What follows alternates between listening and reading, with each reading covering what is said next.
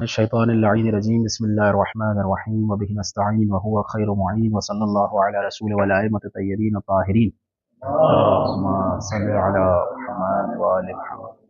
ہماری گفتگو کتاب الغیبہ للنعمانی شیخ محمد بن ابراہیم بن جعفر النعمانی کہ جنہوں نے غیبت صغریٰ اور غیبت کبریٰ دونوں کا دور دیکھا اور غیبت کبریٰ میں اس کتاب کو تالیف کیا، تو جو غیبت کبریٰ میں مومنین کے درمیان جو شبہات پیدا ہو رہے تھے اور جس کے نتیجے میں بعض مومنین نے ایک بڑی جماعت یعنی ہم شیعوں کو چھوڑ کر دوسری جماعت کو اختیار کیا، یہی ایک سبب بنا جس کی وجہ سے مصنف نے اس کتاب کو لکھا۔ تو کتاب کو لکھنے کا جو سبب ہوتا ہے یہ بڑا امپورٹنٹ ہوتا ہے، کیونکہ جب آپ کوئی کتاب پڑھنا چاہتے ہیں تو پہلے دیکھیں کہ کتاب لکھنے کی وجہ کیا تھی، صحیح ہے؟ تو آپ کی اگر وجہ اس وجہ سے زیادہ مطابقت رکھتی ہے تو جو کتاب کے اندر مواد ہوگا وہ آپ کے مطلب کا ہوگا، سمجھ رہے ہیں سب؟ اللہ یہ کہ اگر آپ کہیں کہ نہیں کہ امام زمانہ کے موضوع پہ کتاب ہے تو بس پڑھ لو، نہیں، آپ کو اگر امام زمانہ کے موضوع پہ شبہات دور کرنا ہے تو کتاب الغیبہ للنعمانی بہت امپورٹنٹ کتاب ہے، کیونکہ اس میں بہت سارے شبہات کو جو ہے وہ دور کیا گیا۔ لیکن اگر آپ نے معلومات چاہیے امام کے حوالے سے کہ امام کی ولادت کہاں ہوئی کیا ہوئی، تو وہ یہاں پر آپ کو نہیں ملے گا، وہ آپ کو دوسری ثقافتی کتب میں ملے گا، سمجھ رہے ہیں صاحب؟ تو یہاں ایک کلیدی نقطہ یہ ہے کہ آپ جو ہے جب بھی کوئی کتاب کا مطالعہ کرنا چاہیں تو مطالعہ کرنے سے پہلے اپنا مقصد تو بنائیں کہ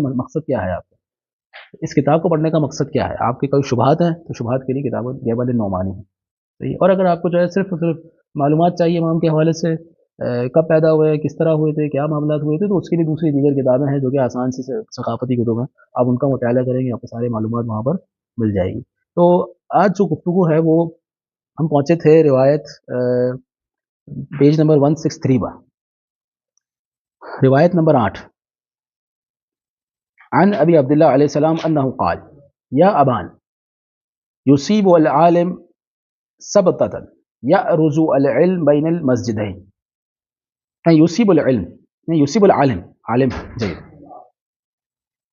ہاں سبتة یأرز العلم بین المسجدین۔ آپ لوگ کے پاس یہ یصیب العالم ہے یا علم ہے؟ عالم ہے، عالم ہے نا جی۔ اچھا، یہاں پر کیا فرما رہے ہیں امام ابان سے کہ جو عالم ہوگا وہ کیا ہوگا؟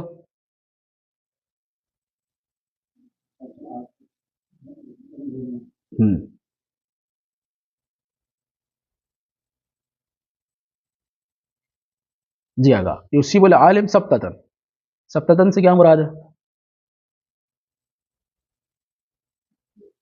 شاید عادت ختم ہو گئی آپ لوگ یہ جی۔ یأرز العلم بین المسجدین، علم جو ہے وہ دو مسجدوں کے درمیان سمٹ جائے گا۔ اب یہاں پر جو دو مسجدیں ہیں اس سے مراد جو ہے بعض علماء کے نزدیک مسجد نبوی اور مسجد الحرام، یعنی علم جو ہے وہ یہیں ہوگا، اور دوسرے علماء کے نزدیک مسجدین سے مراد کیا ہے؟ مسجد کوفہ اور مسجد سہلہ جی۔ تو علم جو ہے وہ جو علم ہے وہ ان دو مسجدوں کے درمیان سمٹ کے رہ جائے گا، یعنی عوام کے درمیان علم جو جب پہنچے گا وہ بہت کم ہوگا، خواص کے درمیان علم رہ جائے گا، سمجھ رہے ہیں صاحب؟ یعنی یا تو عوام جو ہے وہ علم سے نابلد ہو جائے گی، وہ علم حاصل ہی نہیں کرے گی، یا تو خواص عوام تک علم کو نہیں پہنچائیں گے، صحیح ہے سر؟ دونوں میں سے کوئی ایک احتمال ہے۔ کما تعرض الحی فی حجرہا جی۔ فقلت فما البسطہ، یہ جی آگا سر، جہرہا عفوا جہرہا، قال فما البسطہ، یہ بستہ کیا ہے؟ قال دون الفطرہ، فبینما ہم کذالک اذا طلع لهم نجمهم، یعنی بستہ سے مراد کیا ہوا اس کا مطلب؟ عفوا سبتہ سے مراد کیا ہوا؟ یعنی غیبت ہے کہ نہیں آگا سر؟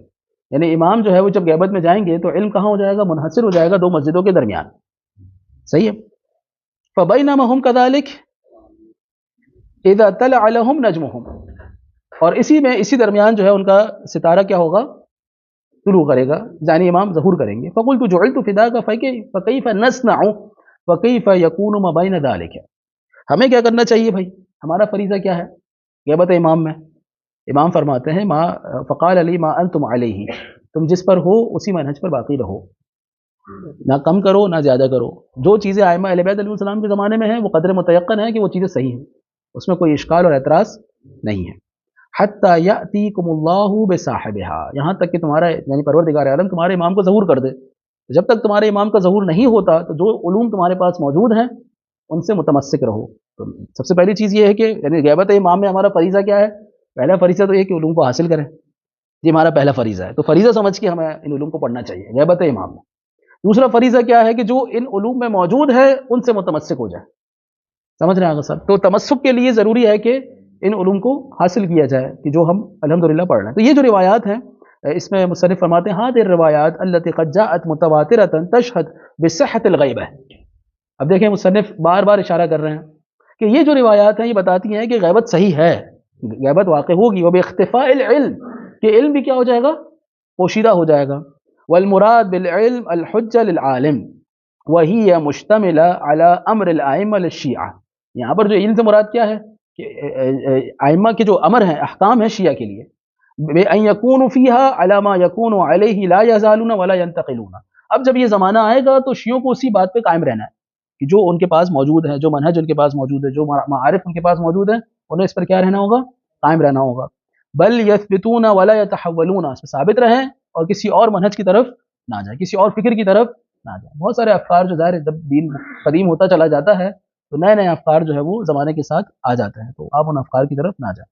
وَيَكُونُونَ مُتَوَقِّعِينَ لِمَا وُعِدُوا بِهِ، اور چاہیے کہ وہ اس کے ساتھ ساتھ یعنی جو منہج امام جعفر صادق علیہ السلام، امام موسیٰ کاظم، امام رضا، امام محمد تقی، امام علی النقی، امام حسن عسکری دے کے جا چکے ہیں ان منہج پر باقی رہیں اور ساتھ ساتھ جو ہے اپنے امام کی ظہور کا انتظار کریں، توقع کریں جو ان سے وعدہ لیا گیا ہے. وَهُمْ مَعْذُورُونَ فِي أَنْ لَا يَرَوْا حُجَّتَهُمْ. اب اگر وہ اپنے امام کو نہیں دیکھتے تو اس میں وہ معذور ہیں، انہیں اس کی سزا نہیں ملے گی، انہیں کوئی برا بلا نہیں کہا جائے گا. لگے وہ امام زمانہم فی ایام الغیب ہے. وضیق علیہ فی کل عصر وزمان قبلہ ان لا یعرفونہ بعینہ واسمہ ونسبہ. جبکہ اس سے پہلے کیا تھا صاحب؟ اس سے پہلے والے امام کے دور میں یہ تھا کہ جب تک آپ امام کو نہیں جانو گے، امام کو نہیں یعنی بعینہ کہ یہ امام ہے، اس کا کیا نام کیا ہے، اس کا نسب کیا ہے، اگر آپ نہیں جانو گے تو آپ کے لیے سزا ہے، یعنی آپ کے لیے عذاب ہے.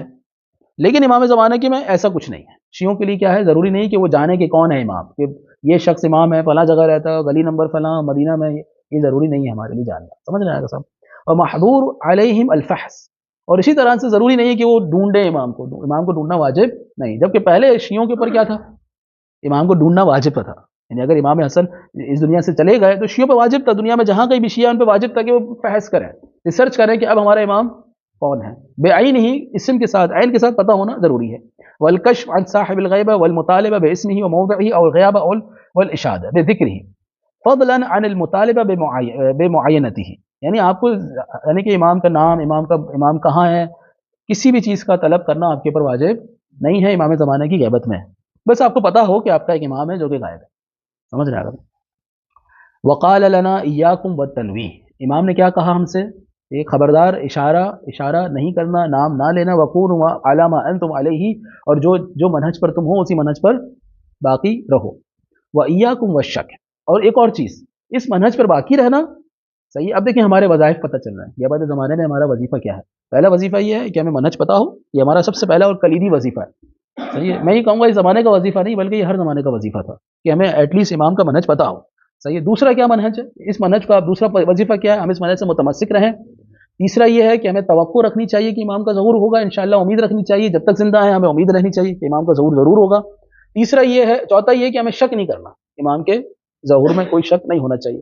فأهل الجهل الذين لا علم لهم بما أتى عن الصادقين. اب دیکھیں جہالت آ گئی آگا کہ وہ لوگ جو کہ جاہل ہیں، جنہیں نہیں پتا کہ یعنی امام جعفر صادق علیہ السلام یا صادقین سے جو روایتیں منقول ہیں، من هذه الروایات الواردة للغیب والصحابہ يطالبون بالارشاد الى شخصه. یہ جو جاہل لوگ ہیں کیا کہتے ہیں کہ کہاں ہیں وہ طلب کرتے ہیں کہ شخصیت کو، کہاں ہے وہ شخص جو امام ہے.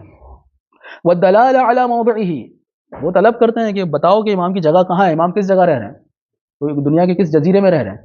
صحیح ہے. وَيَقْتَرِحُونَ إِظْهَارَهُ لَهُمْ وَيَنْكِرُونَ غِيبَتَهُ، وہ انکار کرتے ہیں غیبت کا. لأنهم بمعزل عن العلم والأهل المعرفة المسلمون لما أمروا به. اب دیکھیں آقا صاحب، یہ وہ لوگ ہیں کہ جو کہ علم سے دور ہیں، معرفت سے دور ہیں. تو دیکھیں علم و معرفت جب انسان اس سے دور ہو جاتا ہے تو اس کے ذہن میں شبہات پیدا ہوتا ہے.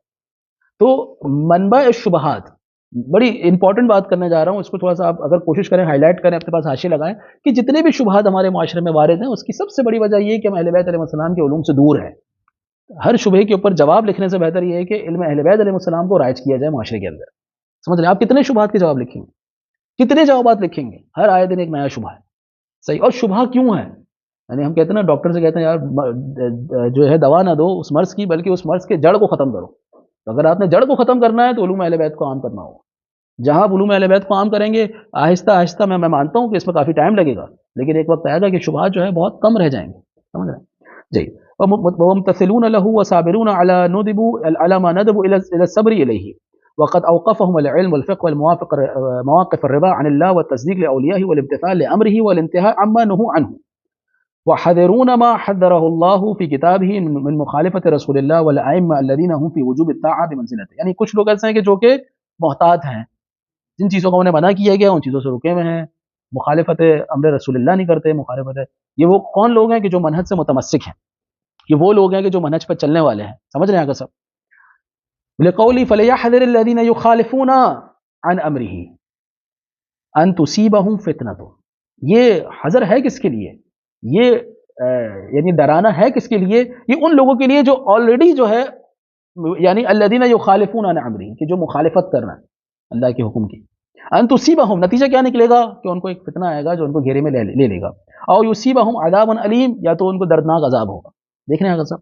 وَلِقَوْلِهِ أَطِيعُوا اللَّهَ وَأَطِيعُوا الرَّسُولَ وَأُولِي الْأَمْرِ مِنْكُمْ وَبِقَوْلِهِ وَأَطِيعُوا اللَّهَ وَأَطِيعُوا الرَّسُولَ وَاحْذَرُوا فَإِن تَوَلَّيْتُمْ فَاعْلَمُوا أَنَّمَا عَلَى رُسُولِنَا الْبَلَاغُ. اگر تم مخالفت کرو تو کرو، اس سے کوئی فرق پڑنے والا نہیں ہے. تو سمجھ میں آئی بات. اگر بعض لوگ ایسے تھے کہ جنہوں نے غیبت کے دور میں، یعنی ابھی ابتدائی دور میں، شاید ہمارے ابھی یہ زمانہ ہم کہتے ہیں کہ ہر چیز کا ایک پیک کا زمانہ ہوتا ہے، صحیح ہے، پھر اس کے بعد نزول کا زمانہ ہوتا ہے، ایک صعود کا زمانہ، ایک نزول کا زمانہ. تو یہ شاید وہ زمانہ ہے کہ جس میں ہمارے لیے غیبت جو ہے وہ مسلمات میں سے، ضروریات میں سے ہے کہ جو بھی غیبت کا انکار کرے گا وہ شیعہ نہیں ہے. لیکن یہ اتنا آسان نہیں تھا جتنا آج ہمارے لیے یہ آسان ہے. صحیح. شروع میں جیسے جب ابتدائی دور تھا غیبت کا، تو اس میں شیعوں کے درمیان بھی بہت سارے لوگ ایسے تھے کہ جو اہل بیت علیہ السلام کے علوم سے ناآشنا تھے. سمجھ رہے ہیں، جو علوم سے ناآشنا تھے انہوں نے فوراً سے امام کے اوپر اشکال اور اعتراضات کرنا شروع کر دی. آج چونکہ ہمارے ماؤں نے، ہمارے آبا و اجداد نے ہمیں غیبت سکھائی ہے، اگرچہ ہم میں سے بہت سے لوگ علوم سے ناآشنا ہیں، لیکن اس کے باوجود ہم غیبت کو اسی طرح لیتے ہیں جس طرح اللہ کو لیتے ہیں، نبی کو لیتے ہیں، امام کو لیتے ہیں، مولا علی کو لیتے ہیں. اسی طرح ہم غیبت کے معاملات کو بھی لیتے ہیں. بھائی غیبت نہیں ہے ہمارے امام، ہمارے لیے آسان ہے. کیوں؟ کیونکہ ہمارے آبا و اجداد نے ہمیں یہی سکھایا. یعنی یہ جو ہم ابھی جس دین پر ہیں وہ اس لیے کہ وہ آبا و اجداد نے سکھایا، نہ کہ اس لیے ہے کہ کیونکہ ہمارے پاس معارف ہیں. ہمارے پاس معارف نہیں ہے. حقیقت میں دیکھا جائے ہمارے معاشرے کے اندر معارف نہیں ہے. اگر آپ ائمہ کے شاید نام بھی پوچھیں تو اکثر شیعوں کا نام بھی نہ بتاؤ. وہ کجا ان کی ولادت کہاں ہوئی، ان کی جائے ولادت اور پیدائش کب ہے اور ان کی سیرت کیا ہے، وہ تو بہت دور کی بات ہے. یہ جو دین اس وقت ہمارے معاشرے میں رائج ہے اس کو سمجھنے کی کوشش کریں تاکہ فیوچر میں کبھی آپ کام بھی کرنا چاہیں تو آپ کو پتہ تو چلے کہ مرض ہے کہاں پر اور مرض ہے کیا. صحیح نا صاحب. تو مرض یہ ہے کہ بھائی آپ کہیں کہ نہیں شبہات پیدا ہوتے جا رہے ہیں، ہمیں اس کا جواب دینا چاہیے، شبہات کے اوپر کام کرنا چاہیے، نئی نئی کتابیں لکھی جا رہی ہیں اس کو پڑھنا چاہیے. یہ کوئی بھی حل نہیں ہے اس بات کا. اس بات کا حل یہ ہے کہ آپ جو ہے وہ شبہ کیوں ہو رہا ہے اس پر بات کریں. سمجھ رہے ہیں؟ شبہ اس لیے ہو رہا ہے کیونکہ ہمارے لوگ جو ہے وہ روایت اہل بیت علیہ السلام سے دور ہیں، سیرت اہل بیت علیہ السلام سے دور ہیں. سمجھ رہے ہیں صاحب جی. وفي قوله في الحديث الرابع من هذا الفصل حديث عبد الله بن سنان كيف انتم اذا سرتم في الحال لا ترون فيها امام هدى ولا علما يرى ولا دلالة على ما جرى وشهادة بما حدث من امر السفراء الذين كانوا بين الامام وبين الشيعة من ارتفاع اعينهم وانقطاع نظامهم لأن السفیر بین الامام فی حال غیبتی بین الشیعتی هو العلم. اب جب سفراء کا دور بھی ختم ہو جائے گا تو کیا ہوگا؟ کیونکہ جب تک سفراء کا دور ہے تو سفراء بھی ایک طرح سے جو ہے وہ علم ہے، کیونکہ سفراء جو ہے آپ کے اور امام کے درمیان ایک واسطہ ہے، اور جب یہ واسطہ بھی چلا جائے تو پھر کیا ہوگا؟ کوئی علم تمہارے سامنے نہیں. یعنی علم سے مراد یہ ہے کہ امام کی طرف سے کوئی حکم صادر اب نہیں ہوگا. فلما تمت المحنة على الخلق ارتفعت الأعلام ولا ترى حتى يظهر صاحب الحق. یعنی اس کے بعد جو ہے وہ اب سب چیزیں ختم ہو جائے گی، منقطع ہو جائے گی، یہاں تک کہ امام زمانہ کا ظہور ہوا.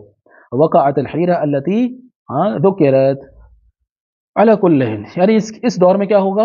لوگ حیران و پریشان ہوں گے، کیا کرنا ہے کچھ نہیں پتا. تو نتیجہ کیا ہے؟ پہلا وظیفہ ہمارا اس دور میں یہ ہے کہ ہم جو ہے وہ علوم اہل بیت علیہ السلام کو سیکھیں. دوسرا وظیفہ ہمارا یہ ہے کہ ہم اس میں متمسک رہیں، ہم اس پہ یقین رکھیں. اور پھر تیسرا وظیفہ ہے کہ امام زمانہ کے ظہور کی امیدیں رکھیں، نا امید نہیں ہونا. اور پھر چوتھا یہ ہے کہ امام کے اوپر شک نہ کریں. صحیح. یہ چار وظیفے وہ ہیں کہ جو ہمیں اہل بیت علیہ السلام نے ہمیں بتائے ہیں. اس کے بعد نئی فصل. تو یہ جو فصل تھی یہ وظائف کے اوپر تھی کہ ہمارا اس زمانے میں وظیفہ کیا ہے. اس کے بعد نئی فصل ہے. اچھا اب آپ یہ اندازہ لگائیے کہ اگر ہمارے مومنین کو پتہ ہی نہ ہو کہ ہمارا وظیفہ کیا ہے، ہم اگر اپنے فلسفانہ اور اپنے عقیدتانہ اور اپنے جو ہے وہ کیا کہتے ہیں منطقانہ انداز میں وظیفے خود ہی ایجادات کر کے لوگوں کو بتانا شروع کر دیں کہ آج کے زمانے میں ہمارا یہ وظیفہ ہے، اور اگر آپ مثلا کوئی اگر محاضرہ دے رہا ہو کہ بھائی امام زمانہ کے غیبت امام میں ہمارا وظیفہ، اور آپ اگر 15-20 منٹ اس کے لیکچر کو سنیں تو وہ ساری باتیں کر دے گا جو متعارف ہے اس وقت ہمارے معاشرے کے اندر، یہ وظیفہ یہ وظیفہ وظیفہ۔ آپ ان سے کہیں کہ اگر ہر وظیفے پر امام کا ایک قول بتا دیں، امام کا ایک قول بتائیں ہر وظیفے پر، کیونکہ آپ مجھے میرا فریضہ بتا رہے ہیں، آپ مجھے بتا رہے ہیں کہ مجھ پہ کیا واجب ہے، صحیح ہے؟ تو آپ بتائیے کہ آپ کی کیا اوتھینٹسٹی ہے، آپ کے پاس کیا مصدر ہے کہ آپ کیسے کہہ سکتے ہیں کہ شیعوں کا اس وقت یہ فریضہ ہے؟ میری بات سمجھ رہے ہیں سر؟ تو جب بھی کوئی فریضے کی بات آئے کوئی بھی کرے، میں منع نہیں کرتا، ہر انسان کو آزادی رائے ہے، انسان اپنی رائے رکھ سکتا ہے، کوئی مشکل نہیں ہے، اگر علم کی بنیاد پر ہو تو کوئی مشکل نہیں ہے، لیکن اگر جہل کی بنیاد پر ہو تو پھر جہلا کے درمیان رائے رکھی جائے، علماء کے درمیان رائے نہ رکھی جائے، صحیح ہے صاحب؟ اس کے بعد نئی فصل، اچھا نئی فصل ہمارے پاس ہے، اس میں پہلی روایت ہم پڑھیں گے عن ابی عبداللہ علیہ السلام انہ قال اقرب ما یکون هذه الاعصاب من اللہ وارضى ما يكون عنهم اذا افتقدوا حجة الله فحجب عنهم ولم يظهر لهم ولم يعلموا بمكانه وهم في ذلك يعلمون ويوقنون انه لم تبطل حجة الله، یعنی ایک قوم ایسی ہوگی جو اللہ کے سب سے نزدیک ترین ہوگی، اللہ ان سے بہت زیادہ راضی ہوگا، یہ وہ کون سی قوم ہوگی کہ جب ان کا امام غائب ہو چکا ہوگا اور وہ اپنے امام کو پہ یقین بھی رکھتے ہوں گے، اپنے امام کو اپنے یعنی وهم يعلمون ويوقنون، یعنی وہ جانتے ہیں کہ یہ ہمارا امام ہے، کہ وہ غائب ہے اس وقت، اس پر یقین بھی رکھتے ہیں، اور کس بات پہ یقین رکھتے ہیں کہ خدا کی حجت کبھی ختم ہونے والی نہیں ہے، سمجھ رہے ہیں سب؟ اس لیے آپ دیکھیں اب ہمیں کتاب کا جو ترتیب ہے سمجھ میں آنا شروع ہوئی کہ ہر زمانے میں امام کا ہونا ضروری ہے، تو غیبت کے ساتھ اس کا تعلق ہے کہ نہیں ہے، امام زمانہ کے موضوع کے ساتھ تعلق ہے کہ نہیں ہے، کہ آپ کے شیعوں کے درمیان سب سے پہلے یہ عقیدہ راسخ ہو جانا چاہیے کہ ہر زمانے میں امام ہوتا ہے۔ اگر آپ کو اس پہ یقین ہے تو اس کا مطلب ہے کہ پہلا شبہ چلا جائے گا کہ کیا آیا کہ اس زمانے میں کوئی امام ہے یا نہیں۔ اب ہمیں چھوٹے چھوٹے شبہات کے بھی جوابات دینے پڑ رہے ہیں، اس کی وجہ کیا ہے؟ اس کی وجہ یہ ہے کہ ہم نے وہ روایتیں نہیں پڑھی کہ امام فرماتے ہیں کہ لابد من الامام فی کل زمان، کہ ہر زمانے میں امام کا ہونا ضروری ہے، صحیح ہے، اور اگر امام نہ ہو تو لا ساخت الاب، کتنی مشہور روایت ہے، صحیح ہے، حتیٰ کہ امام یہ فرماتے ہیں کہ لو لم یبقى فی الارض الا اثنان لکان احدہما امام، اگر اس دنیا میں دو لوگ بھی کیوں نہ ہو تو ایک ان میں سے امام ہوگا۔ اگر یہ روایتیں ہم رسوخ کروا دیں اپنے شیعوں کے درمیان تو میرا خیال ہے کہ یہ شبہ تو رفع ہی ہو جائے گا کہ آیا کہ امام ہے یا نہیں ہے کہ نہیں آگے سب علی کل۔ تو یہاں پر یہ کہ امام فرماتے ہیں کہ سب سے آخری زمانے میں وہ لوگ اللہ کے سب سے زیادہ قریب ہوں گے، اللہ ان سے سب سے زیادہ راضی ہوگا، وہ کون سے لوگ ہوں گے کہ جن کا امام غائب ہو چکا ہوگا اور وہ امام پر یقین رکھتے ہوں گے کہ امام ہے اس زمانے میں، اللہ کی حجت کبھی باطل ہونے والی نہیں ہے۔ فعندها توقعوا الفرج، تو پھر اس وقت جو ہے صباحا و مساء، تو اس زمانے میں تم جو ہے صبح اور شام جو ہے کبھی بھی اللہ جو ہے وہ کیا کہتے ہیں ظہور کر سکتا ہے امام کا، اس کے اوپر توقع رکھو، یقین رکھو۔ فإن أشد ما يكون غضب الله على أعدائه اذا افتقدوا حجته فلم يظهر لهم وقد علم الله عز وجل ان اولیاءه لا يرتابون۔ اب دیکھیں یہ وہ زمانہ ہوگا، دیکھیں یہ زمانہ آخری زمانہ وہ ہوگا کہ جس میں خدا ان بندوں سے زیادہ راضی ہوگا، ان بندوں کے زیادہ قریب ہوگا جو اپنے زمانے کے امام کی امامت پر یقین رکھتے ہوں گے کہ وہ موجود ہے اگرچہ وہ غائب ہو۔ اسی طرح خدا اپنے دشمنوں سے بھی زیادہ غضبناک ہوگا اس زمانے کے اندر جس زمانے میں حجت غائب ہوگی، ظہور نہیں کیا ہوگا۔ وقد علم اللہ عز وجل ان الاولیاء لا يرتابون۔ اب دیکھیں یہاں پر یہ جو کلمہ ہے، یہ جو عبارت ہے، اس کو آپ یعنی ہائی لائٹ کیجئے، جس میں ایک شبہ جو ہے وہ ہمارے مومنین کی طرف سے آتا ہے، اور پھر وہی بات ہے کیوں آتا ہے؟ کیونکہ انہوں نے یہ عبارت نہیں پڑھی، انہوں نے امام کا یہ قول نہیں پڑھا۔ اگر انہوں نے یہ امام کا قول پڑھا ہوتا تو یہ شبہ نہیں آتا کہ بھئی خدا نے غیبت کیوں کی۔ سوال آج کے زمانے میں غیبت کیوں ہے؟ نہیں ہونی چاہیے، غیبت کیوں ہے کہ نہیں؟ آگے شبہ ہے کہ نہیں ہے؟ آج ہر سوال شبہ ہے کیونکہ سوال ہے، میری بات سمجھ رہے ہیں؟ اور سوال کیوں ہے؟ کیونکہ جہالت ہے۔ تو آپ سوال کو ختم کرنا چاہ رہے ہیں تو جہالت کو ختم کریں۔ جہالت کو کیسے ختم کریں گے؟ روایت اہل بیت کو عام کرنا جی۔ تو یہاں پر کیا ہے؟ وقد علم اللہ عز وجل ان اولیاء لا يرتابون، خدا جانتا تھا کہ اس کے جو بندے ہیں وہ شک و شبہ میں نہیں پڑیں گے۔ ولو علم انہم یرتابون، اگر خدا کو پتا چل جاتا کہ اس کا امام اگر اس دنیا سے چلا جائے، غائب ہو جائے، تو اس کے اولیاء بھی شک و شبہ میں پڑ جائیں گے۔ ما غیب حجتہ طرفۃ عین عنہم، تو ایک لہجے کے لیے بھی وہ دنیا سے اپنی حجت کو غائب نہ کرتا۔ کچھ اولیاء ایسے ہیں کہ جو سیسا پلائی ہوئی دیوار کی مانند ہے، امام غائب بھی ہو اس کے باوجود انہیں امام پر یقین ہوتا ہے، اللہ پر یقین ہوتا ہے۔ ان کی وجہ سے پروردگار عالم نے غیبت کو رکھا ہے. وَإِلَّا یہ کہ اگر خدا اپنے اولیاء کو بھی اگر بھٹکتا ہوا دیکھتا تو غیبت نہ رکھتا. سمجھ رہے ہیں اگر سب. وَلَا يَكُونُ ذَلِكَ إِلَّا عَلَى رَأْسِ أَشْرَارِ النَّاسِ، یعنی وہ ایسے زمانے میں ہوگا جو بدترین دور ہوگا. یعنی بدترین دور کے اندر بھی کچھ اولیاء ایسے ہوں گے کہ جو امام کی غیبت پر یقین رکھتے ہوں گے. اگر پروردگار عالم یہ دیکھتا، میں آسان الفاظ میں اگر رائج زبان میں اپنے سمجھانا چاہوں کہ اگر مجھے پتہ چل جائے کہ بھائی میری پوری کی پوری ٹیم جو ہے وہ آؤٹ ہو جائے گی پچ پہ جاتا، تو میچ نہیں کھیلوں گا. وہ ہو جاتا ہے بعض اوقات ایسا ہے کہ نہیں، پوری پوری ٹیم ایک رن بنا کے 2 رن بنا کے آؤٹ ہو جائے تو بولے بندہ بولتا ہے اس سے بہتر ہے کہ نیا کھیلے، ان کو ویسے ہی ورلڈ کپ دے دیں کہ جاؤ یار تم لے لو. صحیح نا سر. لیکن یہاں پر خدا کو چونکہ پتہ ہے کہ کچھ لوگ ایسے ہیں کہ جو ٹکے رہیں گے، کچھ لوگ ایسے ہیں کہ جو اپنے عقیدے پر اپنے یقین پر باقی رہیں گے، اس لیے پروردگار عالم نے غیبت کو رکھا. باقیوں کے لیے امتحان ہے. سمجھ رہے ہیں اگر سب. لیکن اگر سارے کے سارے ہی بھٹک جاتے تو پھر جو ہے وہ غیبت نہ ہوتی. سمجھ رہے ہیں سب. تو اس لیے اگر کوئی سوال کرے کہ اللہ نے غیبت رکھا یہ کیا ہو گیا، تو کہا نہ ایسا نہیں. آج بھی بہت سارے لوگ ایسے ہیں کہ جو خدا کے اولیاء ہیں، اور آج بھی ایسے لوگ ہیں کہ جو امام زمانہ کے لیے اپنی جان دینے کو تیار ہے. اس کا مطلب ہے کہ انہیں یقین ہے امام کے غیبت پر. اس کے بعد والی روایت بھی جو ہے وہ اسی معنی میں ہی ہے. وعد ثناء الصادق علی اولیائہ. اب دیکھیں یہاں پر مصنف جو ہے وہ کیسے کہہ رہے ہیں کہ امام صادق علیہ السلام اللہ کے اولیاء یا اہل بیت علیہ السلام کے چاہنے والوں کی حمد و ثنا کر رہے ہیں، ان کی تعریف کر رہے ہیں فی حال الغیب ہے. بقوله ارضى ما يكون الله عنهم اذا فقد الله فقدوا حجة الله وحجب عنهم الى اخره. جید. والحمد للہ الذي جعلنا من الموقنین. واقعا اگر یقین کرنے والی کوئی ذات ہے تو یہ مصنف ہے. واقعا یہ وہ زمانہ تھا جو کہ امتحان کا زمانہ تھا. ہم نے تو امتحان کا دور دیکھا ہی نہیں نا. ہم نے تو وہ دور کراس کر لیا. ہم تو 1200 سال آگے آ چکے ہیں. لیکن جو دور امتحان کا اصل تھا وہ ان کا دور تھا. انہیں ثابت قدم رہنا تھا. اگر یہ لوگ ثابت قدم نہ رہتے تو شاید آج ہم بھی ثابت قدم نہ ہوتے، کیونکہ جو کچھ علوم و معارف ہمارے پاس ہے وہ انہی کے ذریعے سے ہم تک پہنچا. دیکھیں والحمد للہ الذی جعلنا من الموقنین غیر المرتابین. خدا نے ہمیں یقین کرنے والوں میں سے قرار دیا، شک و شبہ میں آنے والوں میں سے قرار نہیں دیا. ولا شاکین ولا شادین عن الجاد البیضاء الی آخرہ.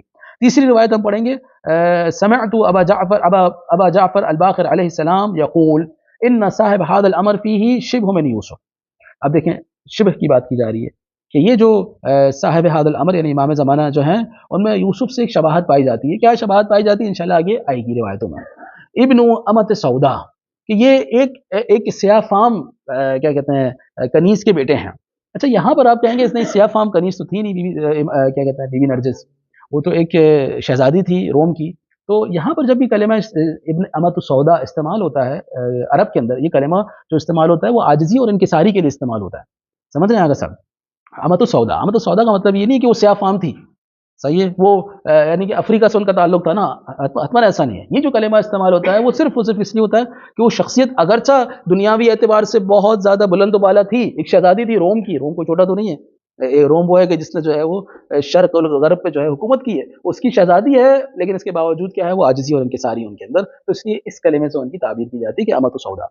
یصلح اللہ له امره فی لیلۃ. پروردگار عالم ایک رات میں اس کے امر کی اصلاح کر دے گا، برابر کر دے گا، صحیح کر دے گا. کس کی بات ہو رہی ہے؟ امام زمانہ کی بات ہو رہی ہے. اچھا اس کے بعد والی روایت ہے سمعت ابا عبداللہ الصادق علیہ السلام یقول ان فی هذا الامر ان فی صاحب هذا الامر لشبها من یوسف، کہ ان کے اندر شباہت پائی جاتی جناب یوسف کی.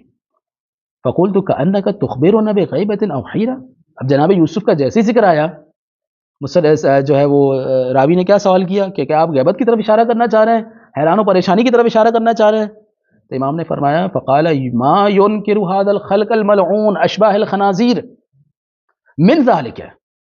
یہ جو مخلوق ہے جو کہ ملعون ہے، خنزیر کی مانند ہے، وہ کیسے اس کا انکار کر سکتی ہے؟ کہ نہیں ہوگا یہ. ان اخوۃ یوسف كانوا عقلاء. اب دیکھیں امام بیان کر رہا ہے کہ تم غیبت کا انکار کیسے کر سکتے ہو. اب آؤ ذرا یوسف کے معاملے کو دیکھو. یوسف کے جو بھائی تھے وہ عقلاء تھے، البا، سمجھدار تھے، اسباط، اولاد الانبیاء، انبیاء کی اولاد کی نسل میں سے تھے. دخلوا علیہ، وہ داخل ہوئے کس کے پاس؟ جناب موسیٰ کے پاس، جناب یوسف کے پاس گئے. فکلموہ، ان سے گفتگو کی. وخاطبوہ، خطاب کیا یعنی مخاطبہ ہوا. وتاجروہ، تجارت بھی کی ان سے.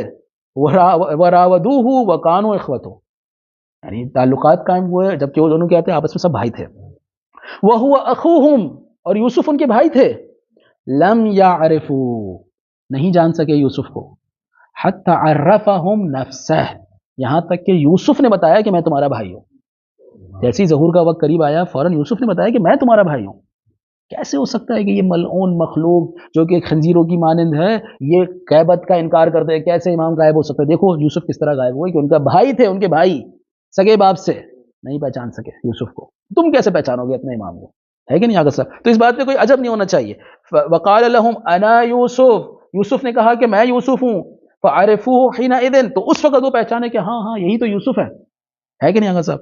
فما تنکروا هذه الامه المتحیرہ، یہ کیسے امت جو ہے جو کہ حیران و پریشان سرگرداں حکومت اس بات کا انکار کر سکتی ہے ان یکون اللہ یرید فی وقت من الاوقات ان یستر حجتہ عنہم، کہ اللہ جو ہے وہ کسی وقت اپنی حجت کو ان سے کیا کرے، مستور کر دے، پوشیدہ کر دے. کیسے انکار کر سکتی ہے یہ امت، یہ سرگرداں حکومت، حیران و پریشان حکومت کہ جنہیں کچھ نہیں پتا کہ صحیح کیا ہے اور غلط کیا ہے.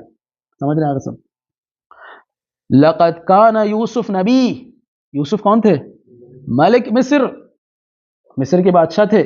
وَكَانَ بَيْنَهُ وَبَيْنَ أَبِي مَسِيرَ 18 يَوْمًا، صرف 18 دن کا فاصلہ تھا ان کے اور ان کے والد کے درمیان. مصر اس زمانے کی سپر پاور تھی، جس زمانے میں جناب یوسف جو ہے وہ مصر کے وزیر بنے تھے، اس زمانے میں سپر پاور تھی مصر. فَلَوْ أَرَادَ أَن يُعْلِمَ بِمَكَانِهِ لَقَدْرَ عَلَى ذَلِكَ، اگر چاہتا تو بتا دیتا کہ یوسف یہاں پر ہے. صحیح ہے. واللہ لقد سار یوسف یعقوب ولدہ عند البشارہ 9 ایام من بدوہ من مصر، جب انہیں پتہ چلا کہ یوسف جو ہے مصر میں ہے تو صرف 9 دن میں پہنچ گئے. شوق تھا نا ملنے کا، رکے نہیں، نان اسٹاپ ٹرین چلتی رہی. صحیح آگے صاحب؟ فما تنکر هذه الامه ان يكون الله يفعل بحجته ما فعل بيوسف، تو کیسے ہو سکتا ہے کہ یہ امت جو ہے انکار کرے کہ پروردگار عالم جو ہے وہ اپنی حجت کے ساتھ وہ کرے جو یوسف کے ساتھ کیا ہے؟ کیسے ہو سکتا ہے؟ جب یوسف کے ساتھ ہو سکتا ہے تو آنے والی حجت کے ساتھ کیوں نہیں ہو سکتا؟ ہو سکتا ہے کہ آپ کی حجت جو ہے وہ آپ کے ارد گرد ہو لیکن آپ کو نہ بتاؤ، جب تک وہ خود نہ بتائے کہ میں تمہاری حجت ہوں.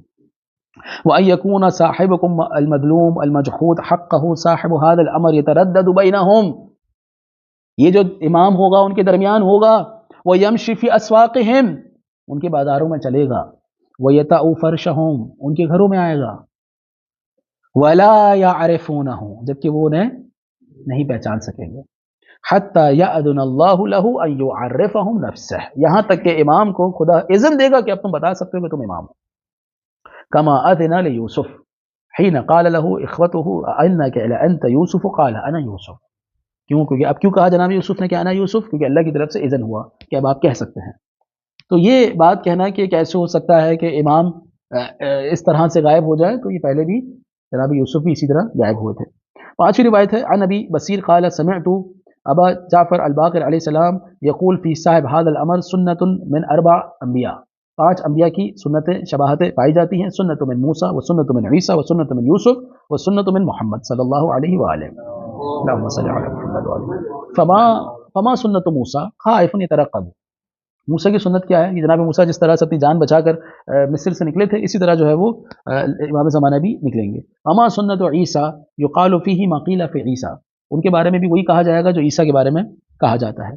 فما سنت یوسف السجن والغیبہ، یوسف کی کیا تھا؟ جیسے سجن تھا اور غیبت تھی، اسی طرح سے جناب یوسف کی سنت بھی امام زمانہ میں ہوگی. فما سنت محمد، سنت محمد کیا ہوگی؟ اذا قام سار بسیرت رسول اللہ، جب وہ قیام کریں گے تو اللہ کے رسول کی سیرت چلیں گے. الا انہ یبین آثار محمد، مگر وہ کہ اللہ کے رسول کی سنتوں کو بیان کریں گے جو مردہ ہو چکی ہیں. وَيَضَعُ السَّيْفَ عَلَىٰ عَاتِقِهِ 18 حَرْجًا مَرَجًا حَتَّى يُرْضِ اللَّهِ، وہ 8 مہینے تک تلوار نیام سے نکال کے اپنے کندھے پر رکھیں گے. صحیح ہے. اور اس 8 مہینے میں کیا ہوگا؟ قتل و غارت گری ہوگی یہاں تک کہ وہ اللہ کو راضی کریں گے. یلقی اللہ فی فکیف یعلم رضا اللہ، وہ کیسے جانیں گے کہ اللہ پر راضی ہو چکا ہے؟ صحیح ہے. یلقی اللہ فی قلبہ الرحمہ، تو اللہ ان کے دل میں کیا ڈالے گا؟ رحمت ڈالے گا. جب اللہ راضی ہو جائے گا کہ ہاں مہدی میں تمہارے کام سے راضی ہو چکا ہوں، تم نے جو کیا بیسٹ کیا ہے، اب خدا ان کے دل میں کیا ڈالے گا؟ رحمت ڈالے گا. اب تلوار جو ہے وہ نیام میں چلی جائے گی. تو یہ روایت پڑھ کے بھی آپ فوراً سے نہیں اندازہ لگائیے گا کہ امام آئیں گے اور قتل و غارت گری، گردن ادھر گری ادھر گری، یہ نہیں شروع ہوگا. یہ صرف اس امام بتانا چاہ رہے ہیں کہ 8 مہینے میں کیا ہوگا، لیکن سلسلہ کس طرح سے ہوگا اس پوری تفصیل ہے.